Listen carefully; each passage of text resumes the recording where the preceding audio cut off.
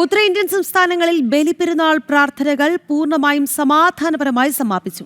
മുൻ വർഷങ്ങളിൽ നിന്ന് വ്യത്യസ്തമായി ഇത്തവണ പശ്ചിമ ബംഗാളിലും ഉത്തർപ്രദേശിലും റോഡുകളിൽ ഒരിടത്തും നമാസ് നടന്നില്ല എന്നതാണ് ശ്രദ്ധേയം. പൊതുവഴികൾ തടസ്സപ്പെടുത്താതെ പള്ളികൾക്കും ഈദ്ഗാഹ് മൈതാനങ്ങൾക്കും അകത്ത് മാത്രമാണ് പ്രാർത്ഥനകൾ ക്രമീകരിച്ചിരുന്നത്.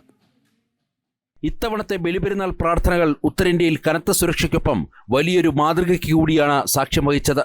പശ്ചിമ ബംഗാളിലെയും ഉത്തർപ്രദേശിലെയും പ്രധാന നഗരങ്ങളിലെ റോഡുകളിൽ ഇത്തവണ ഒരിടത്തും നമസ്കാരം നടന്നില്ല. മുൻകാലങ്ങളിൽ പൊതുവഴികളിലേക്ക് പ്രാർത്ഥന നീളുന്ന സാഹചര്യം ഉണ്ടായിരുന്നുവെങ്കിൽ ഇത്തവണ പള്ളികൾക്കുള്ളിലും നിശ്ചയിക്കപ്പെട്ട ഈദ്ഗാഹ് മൈതാനങ്ങളിലും മാത്രമായി പ്രാർത്ഥനകൾ ഒതുങ്ങി.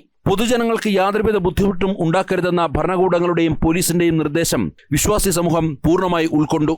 ഉത്തർപ്രദേശിലെ ലക്നൌ, കാൻപൂർ, വാരണാസി തുടങ്ങിയ നഗരങ്ങളിലും പശ്ചിമ ബംഗാളിലെ കൊൽക്കട്ട ഉൾപ്പെടെയുള്ള തന്ത്രപ്രധാന കേന്ദ്രങ്ങളിലും റോഡുകൾ പൂർണ്ണമായും ഗതാഗത യോഗ്യമായിരുന്നു.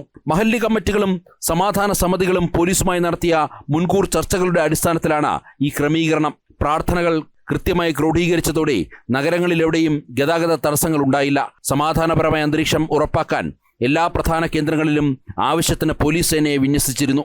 आज बकरीद के अवसर पर पुलिस कमिश्नरेट गौतम बुद्ध नगर के 3 zone, Noida zone, central Noida zone और ग्रेटर नोएडा जोन में 180 से अधिक मस्जिदों पर नमाज अदा की जा रही है.